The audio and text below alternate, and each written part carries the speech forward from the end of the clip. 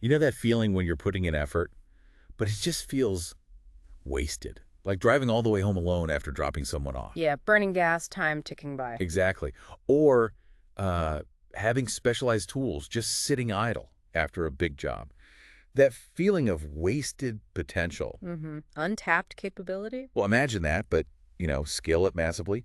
Think 18-wheelers crossing the country. Ah, okay. That's the problem of empty miles in trucking. It's Mhm. persistent. It's costly. Right. But the really interesting part is how a smart solution, backhaul planning, is changing things. It really is making a difference. So for this deep dive, our mission is basically to unpack what empty miles actually are, Okay. why there's such a huge challenge for businesses, yes, but also the environment. That too, definitely. And crucially, uncover the clever tactics, some really high-tech stuff companies are using to, get rid of them. Yeah, some ingenious strategies. Think of this as your shortcut to getting clued in on a vital but often kind of overlooked part of our economy. And it's fascinating because understanding these trucking efficiencies, it really gives you a lens to look at resource management everywhere. Oh, interesting. How so? Well, the principles of optimizing every mile, every resource, they apply way beyond just logistics. It's about smart problem solving, really. Okay, let's unpack this then. Yeah. What exactly are we talking about with empty miles? Okay, so empty miles, sometimes called deadhead miles. It's pretty simple, actually. It's just when a truck is driving, but it has no cargo inside. No cargo at all. None. Think of a school bus. It drops off all the kids at school, right? Then it drives back to the bus depot, but all the seats are empty. Right, that trip back. That return journey, those are its empty miles. The bus is moving, using fuel, getting wear and tear. But not doing its main job. Exactly. Not transporting passengers or, in a truck's case, goods. It's not generating revenue for that part of the trip. Okay, so obviously fuel is a big cost there. Yeah. But what else? What are the sort of knock-on effects of these empty miles? Oh, the impact is huge. Much bigger than just fuel. We're talking billions. With the billions of dollars lost across the industry every year. Billions. Wow. Yeah. Wasted fuel is one thing, but then there's the driver's time. They're on the clock, maybe far from home. But not actually hauling anything profitable. Right, unproductive time. And then there's the truck itself. Every mile, loaded or empty, adds wear and tear. Maintenance, repairs, shorter vehicle life. It all adds up. So miles driven, but no income generated for those miles. Precisely. It's a direct drain on the company's finances, higher operating costs overall. And I guess that cost doesn't just stay with the trucking company, does it? No, absolutely not. If you step back and look at the bigger picture, this isn't just one company losing money. It's a massive inefficiency baked into the whole supply chain. How so? Well, empty trucks are still on the road, right? They contribute to traffic congestion. They're still emitting carbon dioxide, still putting strain on roads and bridges. All without actually moving goods during that leg. Exactly. No economic value delivered for that segment. So that inefficiency, it bumps up costs for everyone, manufacturers, retailers, eventually us, the consumers. Okay, so it's a really significant problem, a major hurdle. How do companies even start to tackle this, especially given the scale we're talking about? Right. And that's where this idea of backhaul planning comes in. It's the core strategy. Backhaul planning. So what does that mean in practice? A backhaul is basically finding a new load for the truck to carry on its return trip after it's dropped off its first load. Ah, okay, so instead of driving back empty. You find something else to haul. Immediately, that means less empty driving, more deliveries overall, more revenue coming in. And less wasted fuel, fewer emissions. Absolutely. It's all about making every mile or as many miles as possible productive. So going back to the school bus analogy, Yeah. if the bus drops the kids off, and then on the way back to the depot, it picks up, say, a local soccer team to take them to practice. That's it. That's a perfect backhaul. You're making that return trip generate value, make it pay off. Got it. Makes sense. And that's why backhaul planning is so critical for trucking companies. The fuel savings alone are huge. Reducing their carbon footprint is increasingly important too. More money earned, obviously. Right. Optimizing both legs of the journey. And it keeps drivers busier, more productive, which can be good for their earnings too, depending on how they're paid. But it can't always be easy, right? Finding that perfect return load just waiting where you drop off the first one. No, you're right. That's the tricky part. It's often really complex. Maybe the type of truck needed is specialized, like a refrigerated unit. Or maybe there just isn't much freight coming out of the area you delivered to. Exactly. Geographic imbalances are a huge factor. Some areas produce way more goods than they consume, or vice versa. Plus, regulations around what can be hauled together, driver hours. It's a puzzle. Okay, so given those challenges, this is where the creativity comes in, I guess. How are companies getting smarter about this? What are some of these clever tactics? Yeah, this is where it gets really interesting. One of the foundational tools, which has really become sophisticated, is using load boards and apps. Load boards, like a notice board. Sort of, but digital. Think of them almost like an Uber for trucks. Specialized online marketplaces. Platforms like D@1, truckstop.com. They're huge. Okay, so how do they work? They show available shipments all over the country in real time. A driver finishes a delivery in, let's say, Dallas. Instead of just starting the drive home empty. They pull up the app on their phone or tablet. They can see if there's a load needing to be picked up nearby, maybe going back towards their home base or at least along the way. And they can book it right there. Often, yeah. They can see the details, the rate, and bid on it or book it directly. It turns potential deadhead miles straight into revenue. That sounds incredibly useful. Are there downsides, like getting drivers or dispatchers to consistently use them? That can be a hurdle, definitely, especially for, dispatchers who've relied on their gut and personal contacts for decades. Convincing them to trust an algorithm isn't always easy.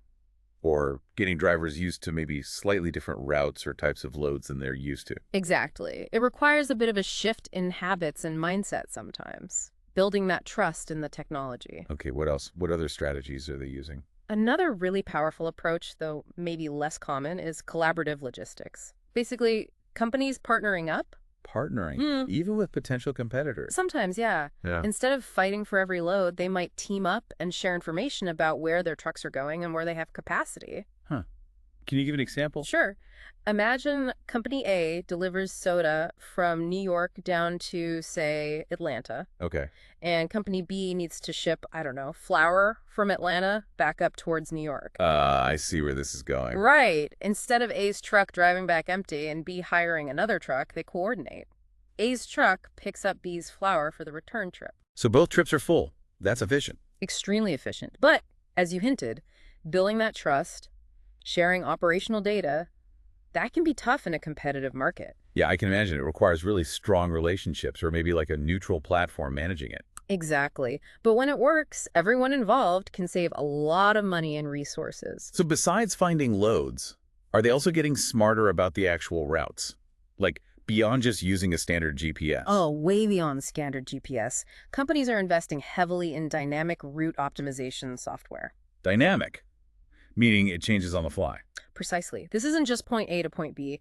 This software factors in real-time traffic, construction, driver hours of service rules. Things that can cause major delays. Yes, and even things like where fuel is cheapest along the route, or predicted weather patterns that might cause problems. Wow, so it's constantly calculating the absolute best path. Constantly recalculating. For the outbound trip and potential backhauls, minimizing detours, saving fuel, avoiding delays. It's pretty sophisticated stuff. Okay, that makes sense. What else? Well, sometimes the answer isn't finding one big load for the return trip. Sometimes it's about multi-stop backhauls. Multi-stop, like cooking up smaller bits from different places. Exactly. Instead of trying to fill the whole trailer with one shipment back home, the truck might make, say, 3 smaller pickups from different towns along the return route. That sounds like it would add complexity to the planning. It does, definitely. More coordination, more stops. But the payoff can be filling a truck that might otherwise be partially or fully empty. Especially if the first load wasn't very dense, maybe. Left a lot of space. Right. It's about really maximizing the use of that trailer space on the way back, squeezing value out of every cubic foot. This is starting to sound really data intensive. Are they using things like predictive data or AI? Oh, absolutely. That's a huge growth area. Companies are using AI and advanced data analytics more and more. To do what, exactly? Predict the future. Kind of. They forecast where loads are likely to be needed in the coming days or weeks. By crunching vast amounts of data, historical shipping patterns, sure, but also real-time stuff, weather forecasts, fuel price fluctuations, economic indicators, even local events or seasonal demand shifts. Whoa. This allows them to anticipate where truck capacity will be in demand, sometimes well in advance, so they can proactively plan backhauls, adjust schedules, route trucks towards expected loads. Instead of just reacting when a truck becomes empty. Exactly. It's moving from reactive to predictive planning. Okay, with all this tech apps, algorithms, AI, does that mean traditional freight brokers are becoming less important? You might think so, but actually no. Freight brokers are still incredibly important in the ecosystem. Why is that? They're like the expert human matchmakers. They connect the truckers, the carriers with the companies that need stuff moved, the shippers. They often have deep industry knowledge, strong relationships. Things an app can't easily replicate? Right. They specialize in finding those loads, especially maybe for niche routes or specialized equipment. They excel at quickly finding suitable return loads, filling gaps, and helping drivers avoid those empty miles. Their expertise is still really valuable. Okay. Any other tactics worth mentioning? One more, which is maybe less obvious but quite clever, is for carriers to diversify what you haul. Meaning, don't just stick to one type of freight. Exactly. Being willing and able to haul different kinds of goods opens up way more backhaul possibilities. But doesn't that create challenges, like needing different types of trailers or cleaning requirements between loads? It can, yes. There are operational considerations, but often the flexibility pays off. For example, a refrigerated truck, a reefer delivers frozen food. Okay. On the way back, maybe they can turn off the cooling unit, clean the trailer thoroughly, and haul non-perishable goods like paper products or electronics or dry packaged foods. Ah, okay. So it makes the truck more versatile. Much more versatile. It increases the pool of potential backhauls significantly, letting them adapt to whatever freight is available in that area. We actually heard about a great real-world case like that. Yeah. A company shipping bicycles, I think it was Chicago to Denver, Right. used to just drive back empty. Huge weight. Total deadhead trip. But then, through smart backhaul planning, they connected with a company in Denver that needed ski equipment shipped back to Chicago. Perfect match. Seasonal counterflow. Exactly. So now both legs of that journey are full, profitable, efficient. Turned a loss into a win. That's a textbook example of how effective this can be. Okay, so let's quickly recap some of those key terms for everyone listening. Good idea. Empty miles. Driving with no cargo. Bad news. The big problem we're trying to solve. Backhaul. Carrying a load on the return trip. Good news. The core solution. Load board. That online marketplace like Uber for finding freight. Real-time connections. Collaborative logistics. Companies teaming up to share loads. Working together for efficiency. Multi-stop backhaul. Picking up several smaller loads on the way back. Maximizing trailer space. And predictive data. Using AI and analytics to forecast future load needs. Planning ahead, proactively. You know, what's really striking when you list all that is how these efficiencies, which might seem small individually, add up when you scale them across the whole industry. The impact is massive. Huge. Financially, for the companies, definitely, but also environmentally. Think of all the fuel saved, the emissions avoided. It really comes back to that feeling of wasted effort, doesn't it?